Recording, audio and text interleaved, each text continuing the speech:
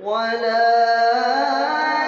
تقولوا لمن يقتل في سبيل الله أموات بل أحياء ولكن لا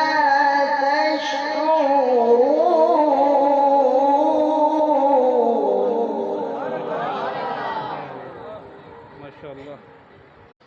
ولا تقولوا لمن يقتل